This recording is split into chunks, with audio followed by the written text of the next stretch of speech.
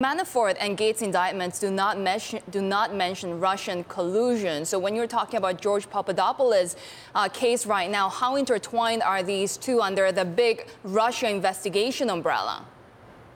Well, remember, Manafort was chairman of Trump's campaign during the period in question when Papadopoulos was trying to set up these meetings and was corresponding with higher-ups in the Trump campaign. You know, several of those individuals named in that indictment have not been named, that have been mentioned in that indictment have not been named, but we understand who some of those individuals are. And, you know, the question is, it does come very close to Manafort, whether or not they can prove that he was involved in, you know, signing off on any of those conversations that Papadopoulos had with his contacts in Russia. I think that is the connection that, you know, that's where the investigation is going. That's where Mueller is going to try to tie these two cases together.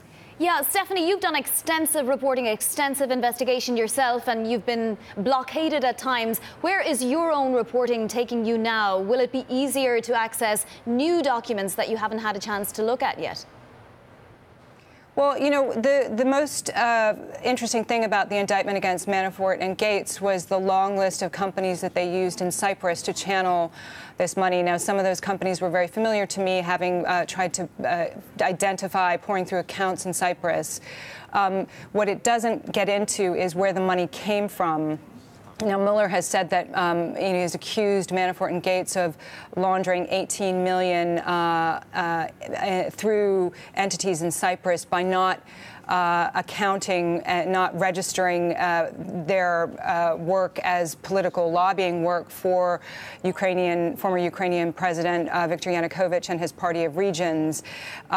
So, I mean, that is a big question mark over the investigation. You know, can they prove that money laundering charge based on their failure to register under FARA rules? I think that is the real question mark on their case going forward.